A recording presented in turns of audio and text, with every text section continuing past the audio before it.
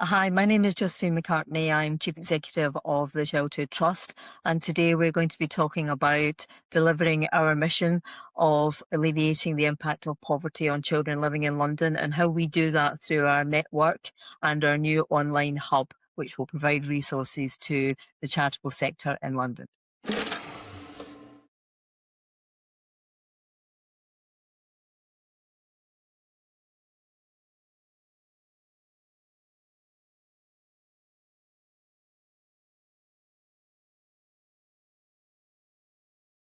We're delighted to welcome to the Stakeholder Impact Forum today Josephine McCartney, who is the CEO of the Childhood Trust, which is London's leading charity to tackle child poverty in the city. So obviously a fantastic mission there. And also Josephine's worked in other member organisations across the RNIB, Imperial College and other charities. And I think it's now been a year since you started the Childhood Trust. Is that right? Yeah, that's right, Jay. Yeah, it was a year on the 10th of February. Thank you so much for joining us today. It's a really crucial moment for, London, your charity, and of course, children. So, I think it's a really fantastic topic to touch on today. Could you kind of give us a bit of a rundown of what the Childhood Trust mission is and what you've kind of discovered since joining? Yeah. So the Childhood Trust mission is to alleviate the impact of poverty for children who are living in London. We focus primarily on funding organisations. So we have a network of around 150 local charities who will provide direct services to families with children in London. And so that's our main mission, really, is to kind of support that network. But as part of that, we do our own research and we do our own advocacy. So for us, it's really important to understand what actually is behind child poverty in London. So we have the evidence, we have the statistics, we can question and we can challenge policy and government on the lifting of the two-child benefit cap, for example, and also we've the new child poverty strategy that's been released and sort of what it actually means and push government to kind of be more specific about what they're actually doing, especially when they're addressing child poverty in London, because London is quite a specific ecosystem, and Yeah. therefore there are different challenges to the rest of the UK. So for us, it's about ensuring that we never sort of forget that when we're talking about how poverty affects children and young people in London. And so our mission really is about ensuring that people understand that we are doing something about it practically, and that we are influencing government when it comes to what those future policies look like, and what are we doing as a country really to sort of address and tackle child poverty. So that's our mission.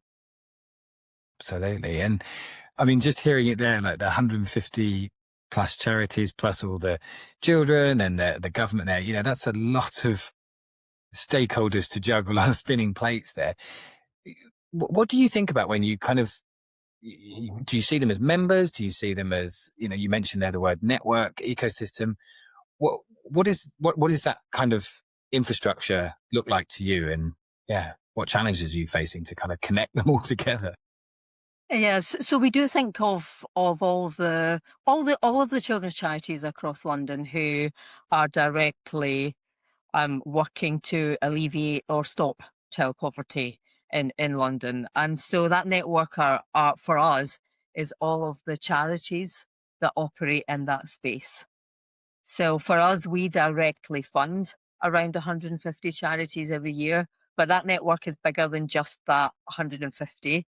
And so for us, it's about how we properly engage with those partner charities. How do we help strengthen that part of the sector? How do we give them the tools and the knowledge and the advice and the guidance, which then helps them to do a better job themselves? So for us, we call it our charity partner network because we do see them as partners.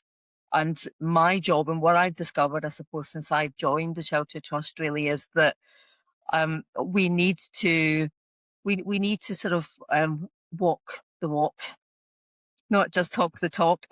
And the funding element is, of course, crucial and really important. But the funding is just one part of it. So how do we help build that resilience into the sector and that network? And how do we behave like a partner? So it's not just a funding sort of transactional relationship for us. So it's Mm. much wider than just, funding charities for us. It's about how do we ensure that we partner properly. So I think the key thing for us is how do we as a funder in London, specifically focused on child poverty, how do we define what we mean by being a partner? So we call it our partner network.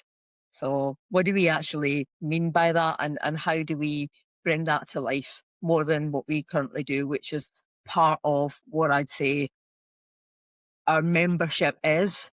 It's Yes. it's that. So it's that network, and we plan to grow it. So even though we fund and directly support around 150 organisations, there are thousands of charities in London who are supporting children. So how do we expand that and ensure that we are using our new platform, which is what we're going to go on to talk about. But how do we do that to connect those organisations so that we can help create that collaboration space, better service provision, more economies of scale, working better together to solve what we all want to solve, which is poverty in London for children and young people. So we all have the same mission, really. We just all deliver it in a certain way. And as an organisation that has the ability to convene and bring those voices together, how do we do that more effectively? And I think that's sort of what we are going to be talking about really more today. But I hope that helps define what we mean by our network of partner charities. Yeah, I think it's really interesting. And you just sent something there, and I noticed that you've been talking about this recently. Of your mission is very clear. It is amazing to have an organization that pretty much in 5 words can say what its mission is.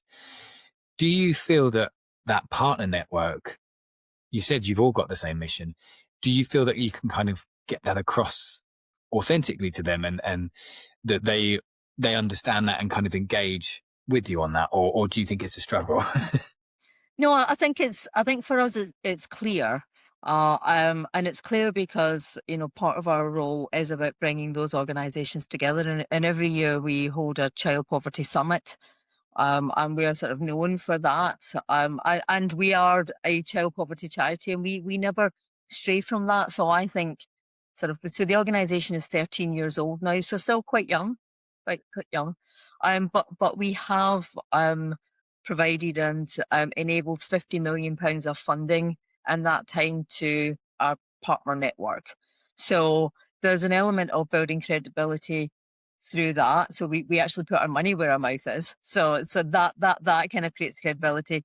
But also, as I was saying earlier, Jay, the research that we do. So we commission research to ensure that we do have the evidence that can back up what we're saying, and that we understand what it actually means specifically in London. And that's my next challenge, really, is about how do we ensure that what we are saying is specific to London in the context of the rest of the UK. But we say, one in three children in London live in poverty, and across the country that's 1 in 5. So we have a higher percentage of our children and young people in our population in London who are living in poverty, and so we don't stray from that message. And I think that's the thing for us. Like, we don't have mission creep. We don't talk about lots of other things. We could absolutely have mission So creep much. and absolutely get involved in lots of stuff. But I think for us, it's about staying focused on our mission, and always talking about that. So we even, in this podcast today, we could go on to talk about membership platforms, which we are going to talk about. Uh, um, but everything we do is in the context of always thinking about how is this objective, or how is this action going to help alleviate the impact of poverty for children and young people in London. If we can't answer that question, why are we doing it? I think So, that's it's clear for us, really. Absolutely. And you know, you've worked in organizations before, and as you say, mission creep is a very common challenge of Mm, organizations, yeah. especially as we see such changes. And I think it's really interesting that as a young organization, 13 years old, that advocacy and research seem to be quite a big part of what you do, which historically was a thing. Can you kind of talk a little bit about why you've really kind of centered on those? Because I think that is quite Mm. interesting. Whereas so many organizations are going off and trying to do different things and, you know, income diversification and sticking with that kind of advocacy and research really is really interesting. I was having this conversation with my chairman on Monday actually, because we were talking about, you know, what do we mean in our strategy when we talk about research and advocacy versus campaigning and lobbying? And as a young, fairly small organization, we we don't have the the resources to be constantly lobbying government, but we can provide the evidence and the research that helps other organizations to do that.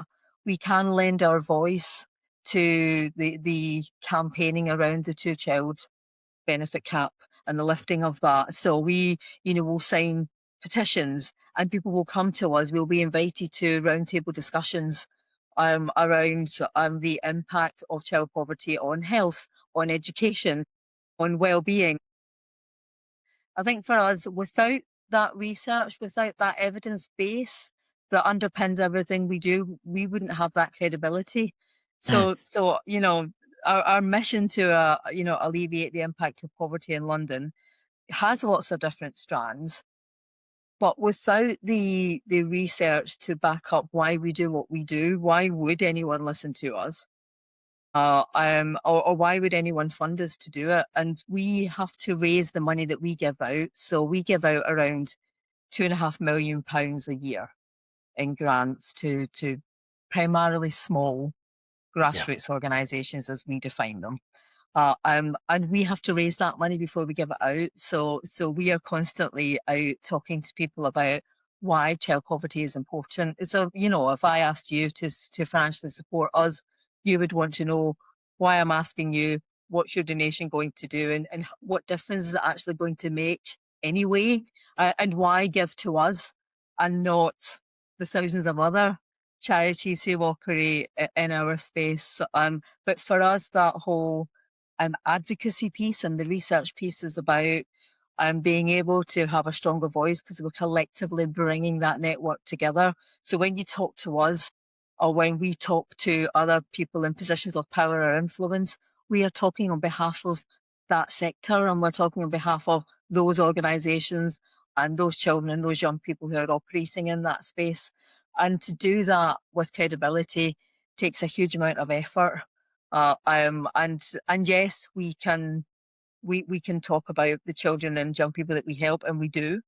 Uh, um, but we have to be clear about why we're doing it, and so that research guides our mission really, and it guides the activities that we do, and that whole advocacy piece. If we don't understand what it is that is going to actually make a real difference to children and young people in London, then how do we know what we're doing is actually going to have an impact? Yeah. So that advocacy piece for us is hugely important, and we have to also be able to sort of stand behind what we're saying. That this is what children and young people are telling us. Yeah. We know that this is what's important, and we hear it from on the ground charities and the children and young people themselves directly. So that's why that whole convening advocacy, stronger voice.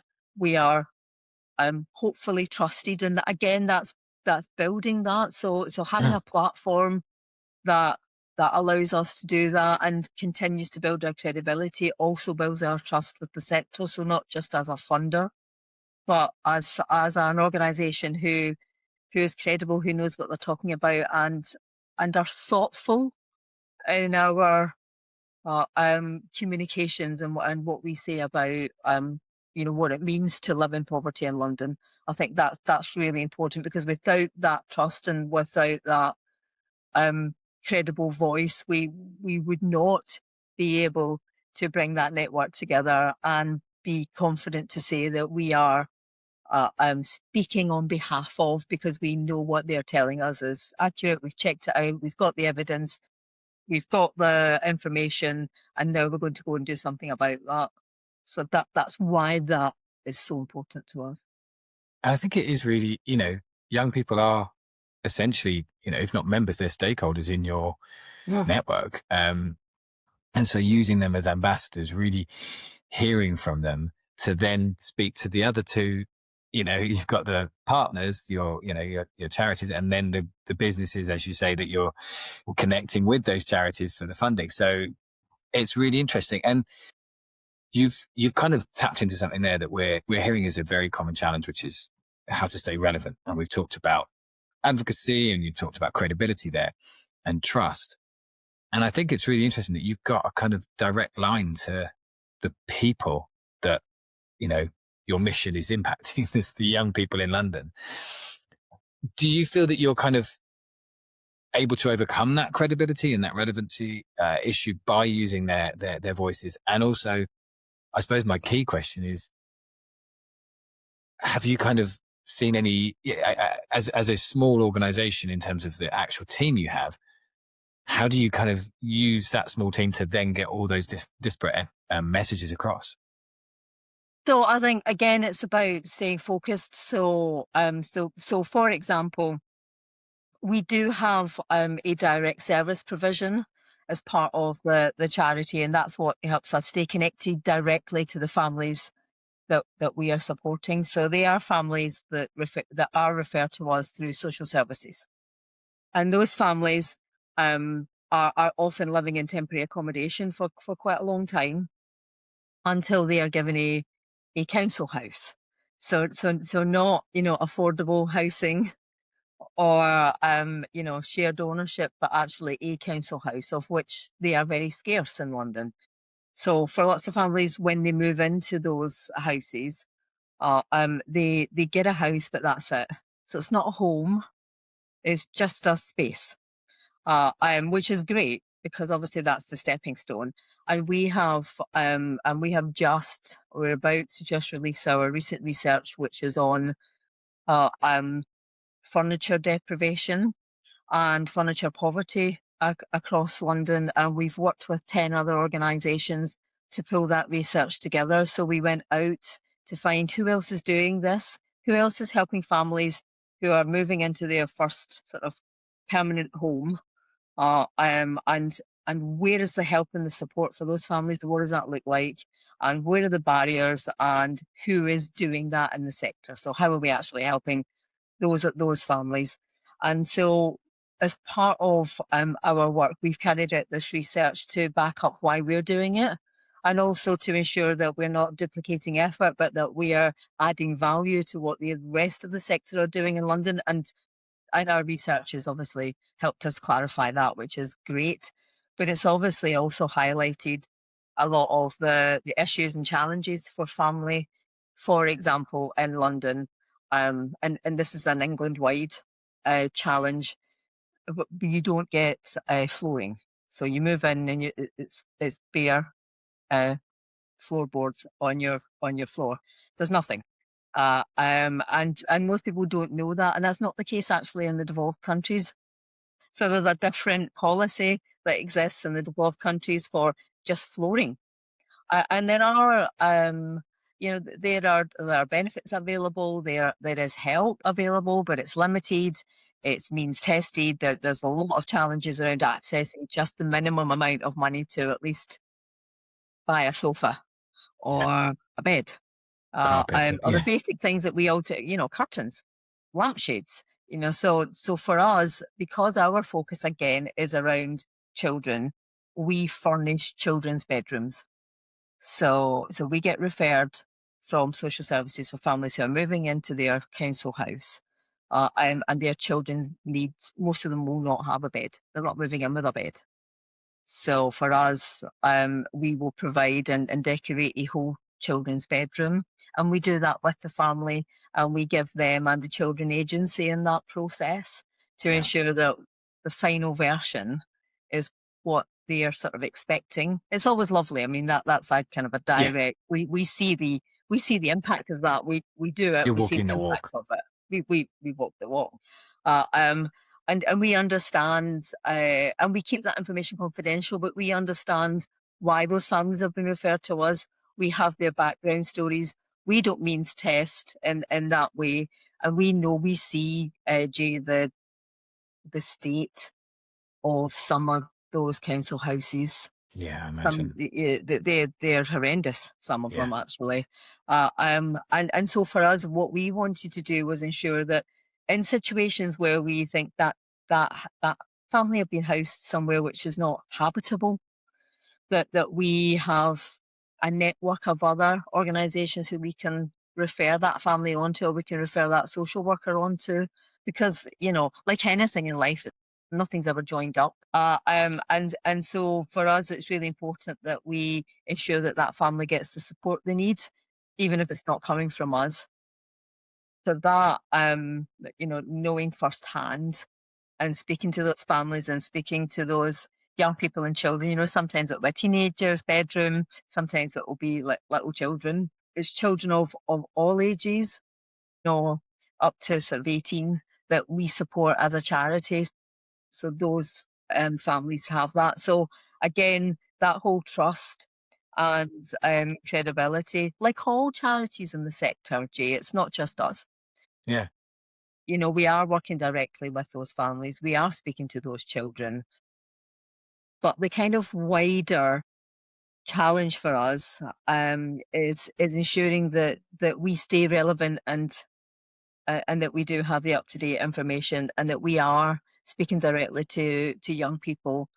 And that's harder to achieve, actually. That's not easy, and you have to do that in a very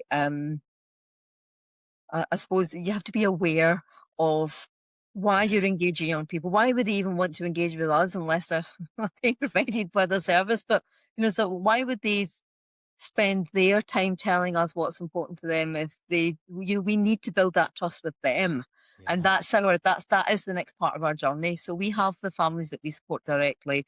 We also speak to the children and young people through our network. So those 150 organisations and growing. Uh, um, but but for us to be able to speak directly to those young people, we have to be mindful of what's in it for them. Like, why would they do that?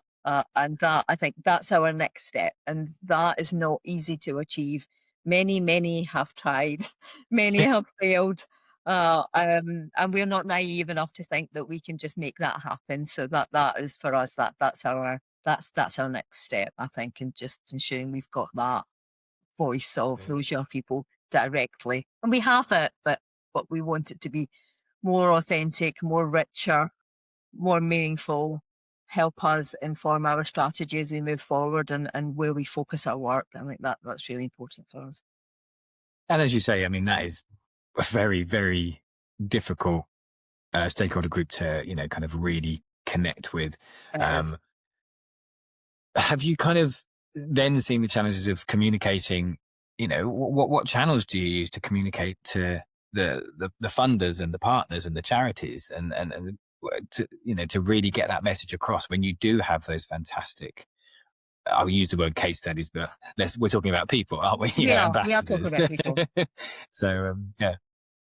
Well, obviously that's the skill of the team, and it's the skill of any charity, really, is to. And I always say this to anyone who asks this question. So we have a target of raising £4 million a year and growing, and so that there's nothing. There's no magic wand and there's no magic solution. It really is just constant hard work. So we are out speaking to people all the time. We obviously have our website. We obviously have a comm strategy. We do reach out to journalists. We do talk to all of our stakeholders. We do ensure that we are known in Parliament, so we get invited to those roundtable discussions. Yeah. We send our research to politicians, the local authorities. We use our network of existing corporate supporters, trusts and foundations to provide us with sort of testimonials and introduce us to people that they know who may be interested in supporting us.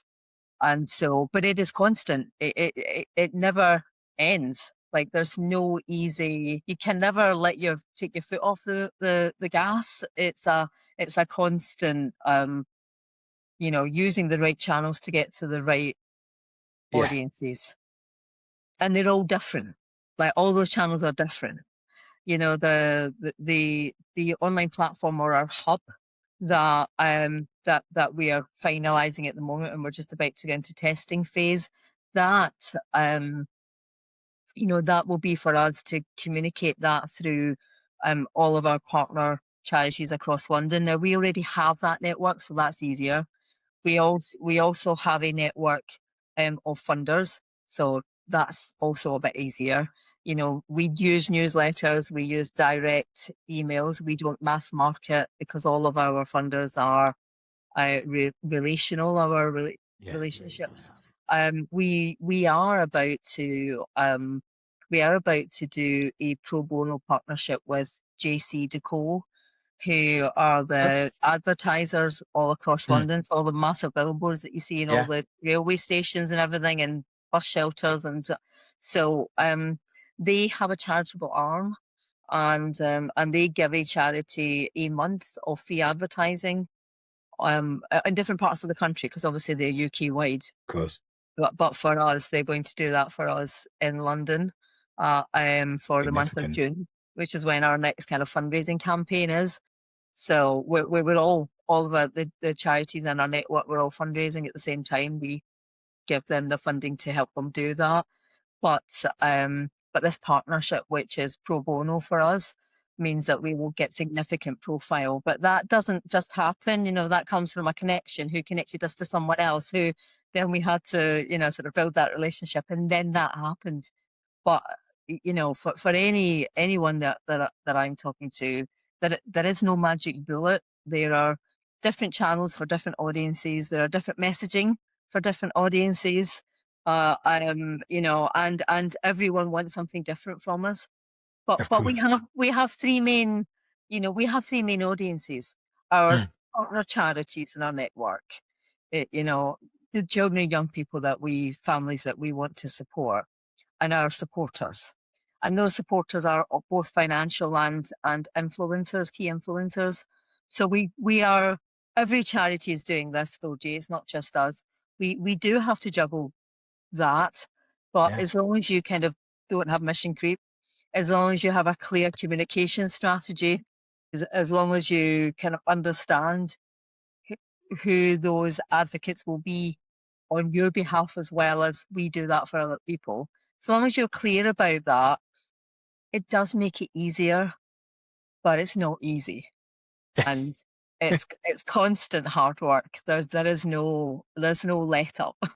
And even doing this, even doing this podcast is all part of our profile raising. The reason why I've Yeah. agreed to do it is because for us, I never know when I say yes to something, what doors that's going to open or what opportunities that's going to lead to. So it's kind of, I have no idea at this moment in time what this is going to lead to, but it will. Yeah. So, and it gives me the opportunity to talk about the Childhood Trust and what we do, and our network, which is hugely important to us. So, and how we deliver our mission. Absolutely. And I think, everything you just kind of said there is it comes back to that relevance and the credibility of every relationship you make, everything that you put out. If you're on a billboard in a tube station in London, it's showcasing that you are relevant. You're not you know as some member organizations are, they're kind of seen as a bit legacy, a bit traditional. So I think it's really important to have that kind of young verve, for want of a better word. Yeah, and it's interesting because when I spoke to Pip originally, I was thinking I don't see us as a member organisation in that sense, because I go back to what I was saying originally about having partners, Mm. and representing them and advocating on their behalf and helping strengthen that network in any way we possibly can, because we don't have the expertise, but we're connectors, Yes. and we are able to do that. And so I think probably the reason why we're not traditionally a membership organization is because we are a charity first, Yes. and the membership has grown from that. So we start from a different place, and maybe that's the difference. Is that's we the membership, as you would call it, or the network as we would define it, is all about how do we help strengthen them, and then that also gives us credibility. So it's a two-way thing. So, Yes. without that network, we would literally would be like every other charity. That network and that convening and that advocating and using that voice is what gives us our unique selling point. That's what makes us different to other charities in this space. It's that. So it's our strength. So why wouldn't we not want to strengthen that? And what a fantastic strength. And, you know, in the same way that a charity event can learn from a business event, Absolutely. the way that you engage that ecosystem and that network, there's so many learnings across that. And, we talked there just about you being a connector. And I think you've hinted at it a couple of times, but you're in your first year and you're just starting to build out a digital connection space for your network. I'm gonna not use the word network, I'm gonna say Yeah, network. Um, what's the ambition behind that? So I think it's called Thrive Together. it Um, is. Yeah. yeah, what's the ambition behind it, and why are you launching it now? So, so we've always, I think the organization has always wanted to be in a space, but when you're growing and you're quite young, you don't have that credibility. And I think we're at that point now where we are seen as a prominent voice in the child poverty space in London and nationally. We're being invited to speak at conferences and all of that sort of stuff. So and so it feels like the right time. And we had been talking about what do we do to strengthen what we already do. So my chairman will always say, you teach a man to fish. Uh, um, and and and that's where it starts, isn't it? So the funding is the first part of it. But how do you help organizations to be sustainable? How do you give them the tools to ensure that they survive, and then hopefully thrive? Hence the reason for the thrive together. How do you ensure that small organizations who are working really hard, often not being paid, often run by volunteers, how do you ensure that they are heard, and that you can connect them with another charity who's doing a similar thing to them, but just maybe in a different borough in London? So across our kind of 32 boroughs plus the city, there are lots of charities doing the same thing, and they are borough specific for a reason, because every borough is different in London, as you probably know. And so therefore, there's a lot of learning within the network. There's the people who do things brilliantly, other people who think, I'd love to be able to do that, but I don't know how. Yes. And why wouldn't you try and why would you reinvent the wheel if you knew somebody who actually could share that knowledge, that skill, that experience, share resources, strengthen what charities do, have the right policies in place, and there are, I suppose, there's lots of platforms who may purport to do this sort of stuff, but 25 years in the sector for me, I know sort of what good quality looks like, and I think that's harder. There are some people who do it brilliantly, uh, um, but we want to do it specifically for the network that we support. So and make it relevant to London as well. And I think that's the difference, and that's, I think we're at that point now in our growth and our maturity where I think we have built at least a bit of credibility, and this helps to build on that. And that whole if we say we are a convener, if we say we are a connector, well, we should do it, shouldn't we? We Yeah. like we have to kind of say that. So the ambition for the ambition for the platform is that it's engaging, that the Uh-huh. content is always relevant, that Yeah. the partner network use it, that they upload and download content, because we're going to make it user content led. So that's really important for us. We will obviously moderate, because we obviously have to have quality control on what's being uploaded, and but it's a space to bring that network together to strengthen their voice, and that doesn't exist anywhere else, not for a specific part of the sector. Mm. So for us, we believe this, and we haven't found any evidence to the contrary that we are the first to do this for that part of the sector, for charities working in London addressing child poverty. And that's what is going to help raise the issue and the profile of child poverty in London, because we have that. And that we want to share that with them. You know, it's not just, well, let's just put it on a website. And then, you know, we want to bring those organizations together and feel that they are part of something bigger.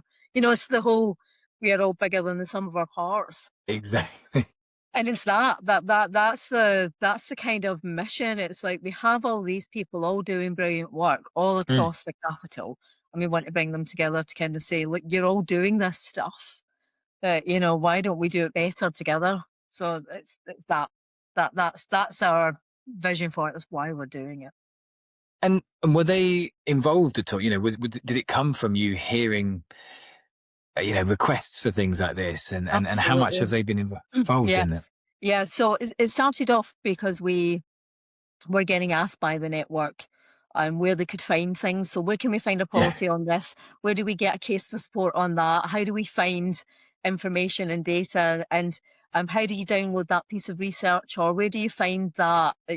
All of that sort of stuff. Because for us, if you're a small charity, you don't know what you don't know, and you don't have the resources to. I mean, you could spend your evenings and weekends, but you're probably busy delivering services. Yeah. You don't have the Volunteering. time to think, Yeah. where does that come from, or how do we know that that's needed? And so we have built the first stage of our hub, we're calling it, with a whole sort of advisory group of charities that we already support. So we've not imagined this. I mean, we do have a lot of experience ourselves, but we haven't just thought, oh, we know what they need, let's just create that. We've actually gone out and asked them, what is it what would be helpful for you to have? What would be helpful for you to access? And we fully intend, so we've got phase one, we're testing now, we're launching in the summertime. And then whilst we sort of do that, we are then seeking investment for phase two, which we've done. Like we're just in the kind of final stages of that. So, and that's about how do we make that better? How do we bring AI into the whole and use of the space, and the platform that we are using enables us to do that. So we've done a lot of sort of technical work in the background, because none of this is easy. And we needed to future proof it at least as much as you can with tech. And obviously, you've come up with this. You've got the advisory board. What if in 5 years, or by 2030, what problems do you want it to solve? What is the kind of key reasoning behind it? So the problem I think that we want to solve is the one that all of our funders always tell us about: is why is there so many charities working in this space that don't talk to each other, and you don't have a collective voice that then campaign and can lobby and can say, this is what we are doing together. But so that's the kind of bit that sits underneath it. But ultimately, in 5 years, what we want is for less children to be in poverty. Where we want, that's that. I mean, The mission. not doing it for any other reason. So, what we want is better services for those young people. We want them to have a better experience growing up and living in London. We want them to have more opportunities. So the more we can strengthen the sector, the better those services are, the better opportunities there are for children and young people in London. And we can do all the campaigning and lobbying, but that all gives us all of that, because that gives us that information and data and credibility. But for us, in 5 years' time, if we haven't improved the service provision, if nothing else, for children and young people in London, then we probably shouldn't be doing our job, really. I don't think so. That is a. I mean, we have, like anybody who builds a platform, a hub like this, you have to have, kind of, what does success look like? Exactly. And we've done that. We're working on that. I know what success looks like next year. Like, I know what that looks like for us, or what we want it to look like. But the end goal really is, we want better services for children and young people in London. And when we're engaged with those children and young people in London, we'll know whether that's happening, because they'll tell us. Yeah, exactly. You, We'll know if it's better. We'll know if there's more opportunities. We'll know if the collaborations to do better, more exciting things, more ambitious, taking, calculated risks, because sometimes you've got to be brave. And one thing I'd say about the sector, which maybe is different to any other sector that I've worked in before, and that includes the NHS and the private sector, is we are less risk averse. We will do things because our beneficiaries need it. We won't always seek permission. We will seek forgiveness, because sometimes we just have to do it because somebody needs our help and support. And that, I think, from a sector perspective, that's what drives most people who work in the sector. We don't have the same red tape as the public sector. We're not answerable to shareholders. We're answerable to our stakeholders, but yeah, not shareholders. And also, that's also what allows us to be fleet of foot, to respond to emergencies, to just get on and get things done. And I think if organisations feel empowered to do that, then they're braver. And if they think that they're part of a bigger network, that might give them the kind of confidence to go out and maybe try new stuff or do things differently than they've done before, because they know that they've got that network of people that they can talk to, and as a sounding board, and help improve things. So for us, it's all of that. But ultimately, if you work in the sector, and our specific part of the sector, you should feel that you actually have people you can contact and rely on, and ask for support and help, even if you can't afford to go out and find a consultant to do it. yeah. You've got the. You'll find it within the Mm, network. But ultimately, none of those charities will be doing any of that unless they know that what they're doing is going to help them deliver a better service. Because for everybody, that will always be what it's about. It is, because otherwise, don't waste your time doing things that's actually not going to help deliver a better service to your beneficiaries, because charities only exist to do that. We don't exist to do anything else. Everything else is noise. yeah, and I Yeah. think that's a really common challenge that we're hearing from all different types of organisations, from charity sector, from public sector.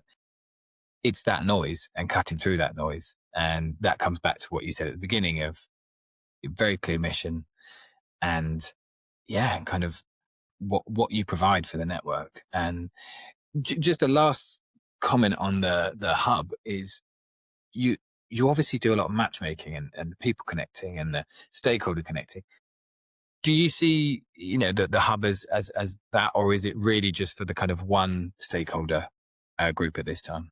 No, we definitely see it. So ultimately, all of our volunteering opportunities will be on there.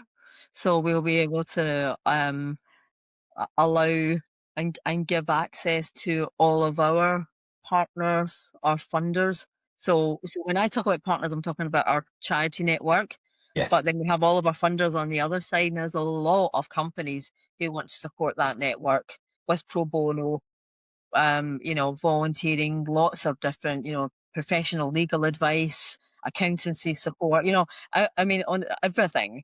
And so the idea is that we allow them into that network, but in a managed way, because there are lots of people who have tried to do this. This is not easy to matchmake a company with a charity that needs our help is a challenging thing to do.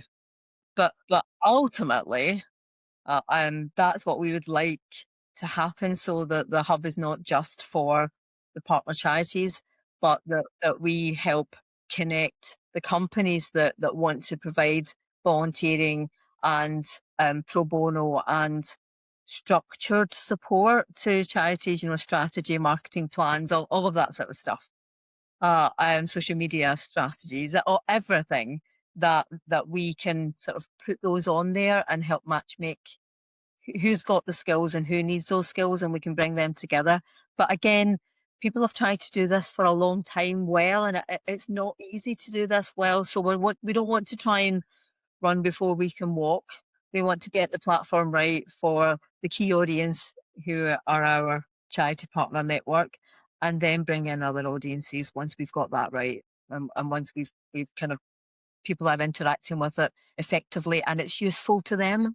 Because That's otherwise, the why key, would you isn't be it? on it if it's not Yeah. useful? You know, why do we even have it?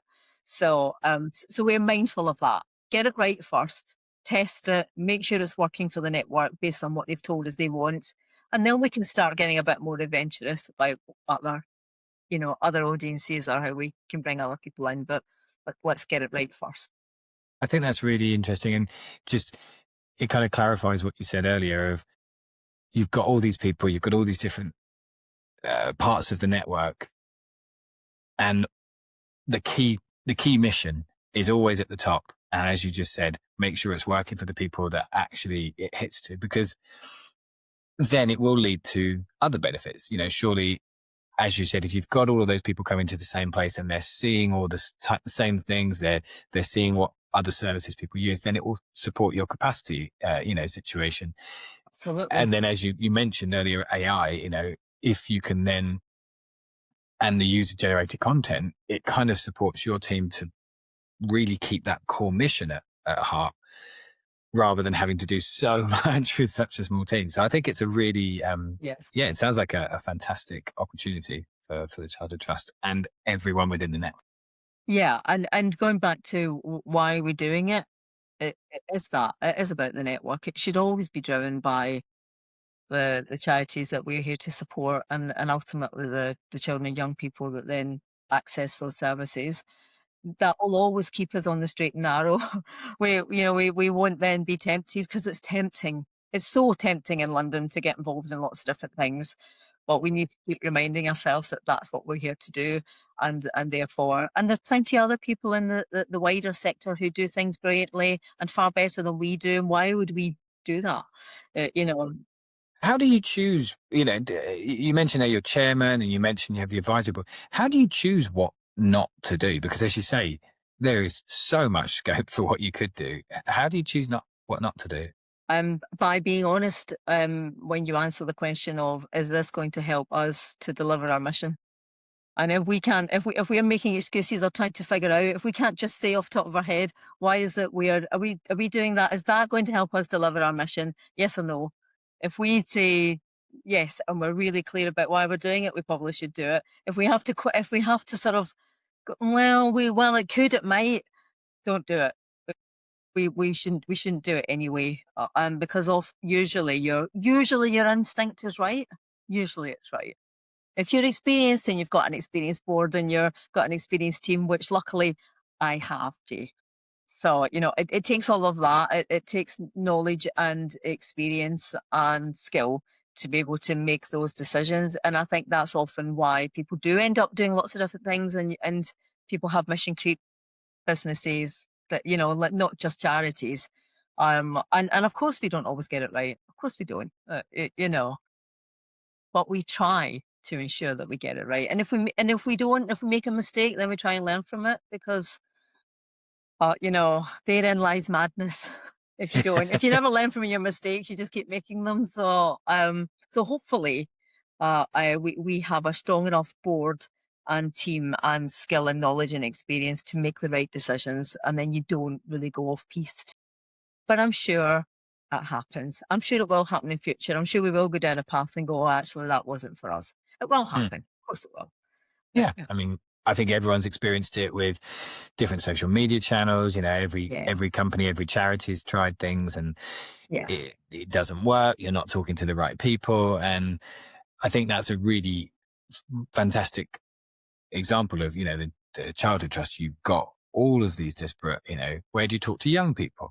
Where do you talk to your partners? Where do you talk to funders, you know, companies that want to get involved and volunteer their services? And yeah, it's a very difficult question, and the hub seems to answer At least from some of the that.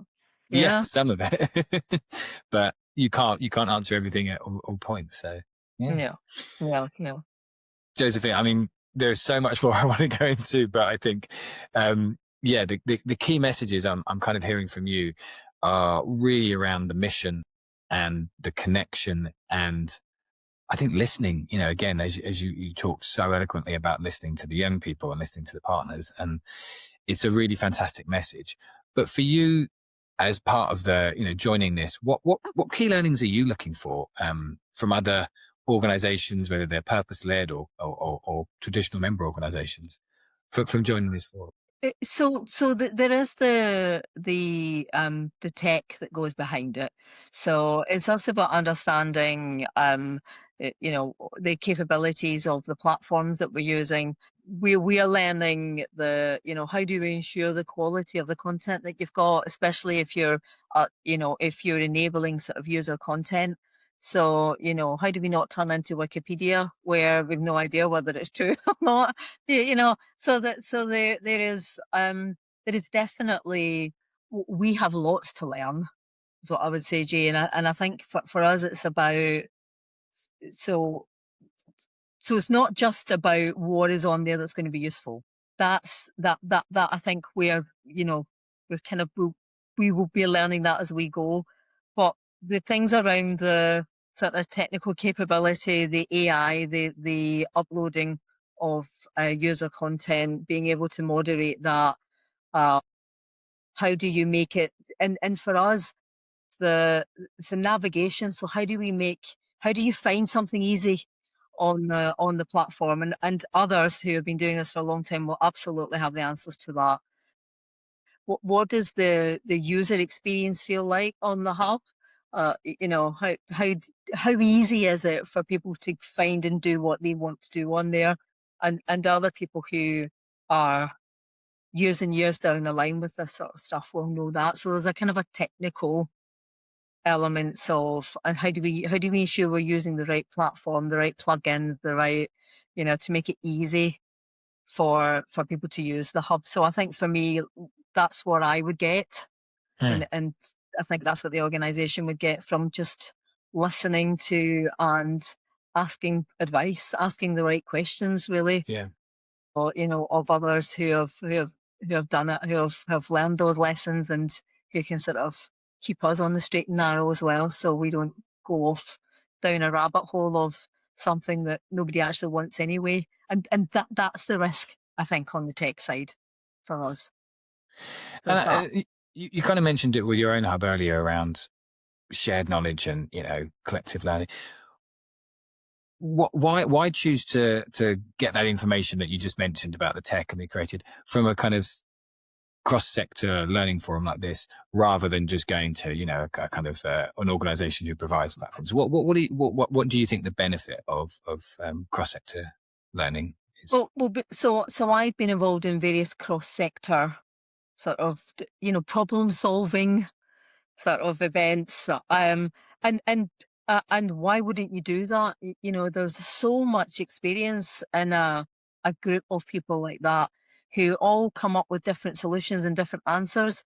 And we don't have all the answers, and we definitely don't have all the experience and the knowledge. So, and you know, in the way that you had mentioned earlier, that you know, we all learn from each other. So just because we're the voluntary sector doesn't mean to say we don't have anything to learn from the public sector or the private sector, and vice versa. You know, and every time I have a conversation like this at networking events or proper, you know, structured roundtable discussions, I'm always learning from other people about what they know, what their experience is, what, you know, what they have learned. And you always get better ideas. You always get better advice because you're not, um, you're, I suppose you're not blinkered. So I see the world through my lens. It's just my lens, Of course. Yeah. and everybody else has a different lens because everybody has different experiences, and therefore that gives them knowledge. And there's a lot of wise people out there that I never asked their advice. So, so for me, it's that it's tapping into that, no matter what sector you work in, actually, because you'll have a different experience and you'll have um, something different to bring to the table. And why wouldn't I want to hear that if it's going to help us do our job better? So that's why for me it doesn't matter. It doesn't matter the sector; it's the person. Beautiful. And talking about doing your job, I'm so excited to see, what the Thrive Together hub brings. And, I think it would be great to have yourself and others from the Childhood Trust at an event, because we didn't even talk about your event really today. And I think that's a really interesting, bringing those stakeholders together. I think there'd be definite learnings from there. For closing point for me is I really hope that with that very clear mission about ending, helping end child poverty in London, I think, we really, really hope that everything that you're doing to overcome those challenges really kind of connects in the coming years. Thank you. Thanks very much, Jay.